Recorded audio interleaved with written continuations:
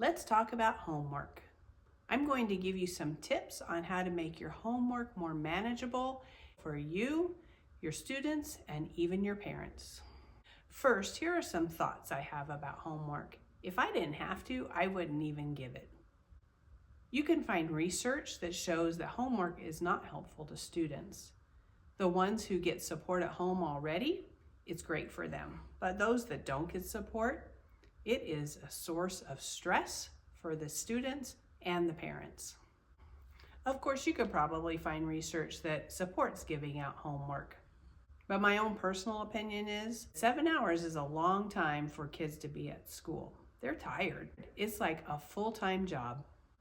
I also don't think school is the most important thing. I know that's weird coming from a teacher, but there are hobbies and there are sports and there's just plain old good free time. It also puts a big burden on parents. I don't mean just because it's a busy day and now they have to do homework. I mean that those that don't do the homework already have a negative feeling or some self-consciousness about coming to school or contacting me. And I don't want parents to be concerned about contacting me because they didn't have their student do homework. And one of the worst things about homework is, what are you going to do about it? Are you going to track it? Or what are you going to do if they don't do it? Are you going to correct it? Is it going to be part of their grade? You might be wondering, if I don't like giving homework, why do I give it out? And the reason is because my school has a policy. We had different teachers that liked to give homework or felt that it was valuable, and other teachers that didn't. And so our administration came up with talking with all the people, and we have a common rule about homework, and it's based on what the district requirements are, and then it's also adjusted for each grade level so that everyone has a consistent type of policy. It was helpful also because some parents have multiple children in school, so some students had homework and some did not. And so this was a nice consistent amount for all of the students. So what do I use for homework? I use a homework folder. And this might be something that's helpful to you to help your homework not overwhelm students and not overwhelm yourself, and be great for parents. So a good balance. I will explain all about this in just a few moments. I would like to give a little bit of credit. I've worked with many different team members, and lots of them have used these to different extents. They have, throughout the time with them, I've added different things that various teachers that I work with use. And then I have also modified it a little bit to work with the way I run my classroom. So I'll go over all the parts, but I do want to give some credit to my past team members and how they have kind of contributed to this, and then tell you how I use it personally. One of the pros to having a folder like this is that I have my students put all the work that they do during the day in these pockets that are on the inside. And in a few minutes, I'll talk about what they do with those. Let me explain what this is though. This is from a company called Nikki's Folders, and we just call them Nikki folders, and they're vinyl. They've got front pocket and a back kind of pocket that's clear, and then there's room in the middle with 2 pockets. Now, if your district or your school won't buy these for you, I would not suggest that you use your own money. I believe in staying within the budget that you're given, and there are probably some other sturdy folders that you could use in place of them that might be just as well. In fact, there are some that have the prongs already in them, so that might even be one step easier, but may not be as durable as this is. The bad thing about these is it does take a little bit of prep, but I can usually get it done before school starts in those few days that we have contract days but no students, or I can even do it the first week of school. If I have it ready, I will start on day 1, or even back to school night. I will also explain how I get students to buy in and motivated to participate in the homework folder system that I use.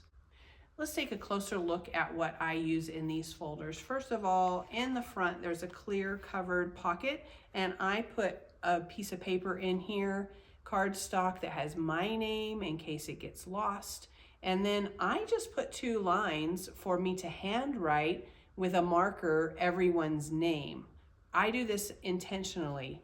I used to, at the beginning of the school year, type everyone's name on my roster and give it to them, but 2 things happen. Number 1, you know that you are likely to have a change in your roster just before school starts. But number 2, you also get move-ins during the school year, and that if theirs isn't typed, because maybe I don't have time, maybe you find out the day before, which is not uncommon, I can just still handwrite the person's name and it looks like everyone else's. So I went away from typing them in and I just handwrite them.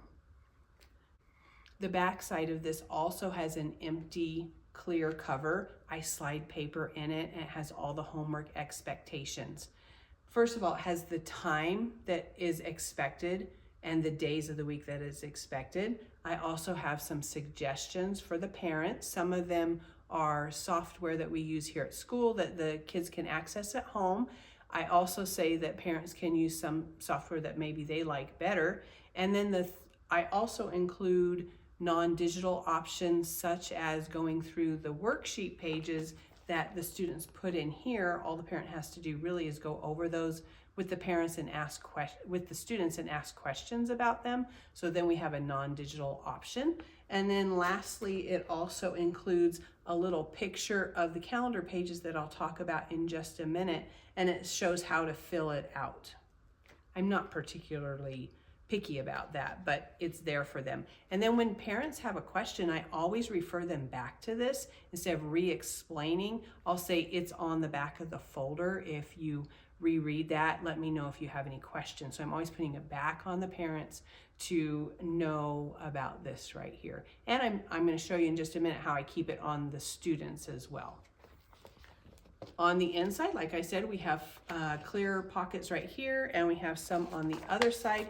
And this is where students put everything that they do throughout the day in here. Now, at the end of last year, I made a change and I really like it. I'll do another video about accumulating those papers and how I help the students use them more to better advantage, and I'll discuss that in another video. The last thing I want to talk about is how to prepare the folder. I use an electric hole punch, and you have to shimmy it, make sure it's in all the way, and then I poke the holes in it. I open up, and this part right here is free. In here, I copy calendar pages, and I will have more detail about that, but the calendar pages are single-sided, and there's 1 block for every day that the student is in school. Here's a quick peek at what the calendar pages might look like. Hole punch those, and I use these nice big brads to poke through, and they are attached here, and then I use tape to cover it up. So that is my homework folder, and I use it all year long, and it is super sturdy and very helpful.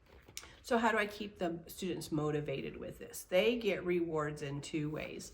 The first one is these calendar pages. I use a program called Class Dojo. A lot of educators already know about that, and there might be some other ones out there that you can use. But every time a parent initials one of these boxes, the student gets 1 point. What do we do with the points? Every now and then, every 2 weeks, a little bit more, a little bit less, depending on the time of the year, the students can cash in or redeem those points for between 5 and 15 minutes of free time. The other thing that I do to keep them motivated is I said that they put in their worksheets from the day, any work that we did, even if it's scratch paper for doing area, whatever it is that we're doing, they stick it in here. And if they take it home and they get an initial from a parent on that paper, they get class money. That money in turn, when they get $25, is cashed in, and I have a prize wheel and they get to spin it. Now, everything on there except for a sweet treat, which is donated by parents, is actually just privileges, so it doesn't cost me anything. 2 cons or ways I handle some situations. First of all, clearly this can get lost. If it gets lost, I say to my students, what can we do about that? And I make them come up with an idea on how they can continue to get points, because just because they lose it doesn't mean they can't participate in this. Usually they say, well, can I get some copies? And I say yes, and I only give them a little packet of copies, and I'll do that multiple times. I don't have a problem making a few copies for them, but sometimes they find it once they figure out that there is a reward for them that they want to be a part of. So a lot of times they find it. The other thing is I will sometimes have parents email me and say, gosh, my son or my daughter has been doing this all along. They read every night, but we haven't been filling out the folder. Can you give them some points? And I always go back to this and I say, you know what? They're never going to lose points. Just find it, fill it out. They'll get points or money for anything that they bring in. And I never give it to them based on what the parents say. I always come back to this. And if they say, well, we lost it, then I'll say, well, have your student come in and talk to me and we can come up with a solution. So I'm always bringing it back to the student and the parents every time, and then I don't have to worry about it. The only thing I have to do on this is stamp the pages and hand out money. That's it.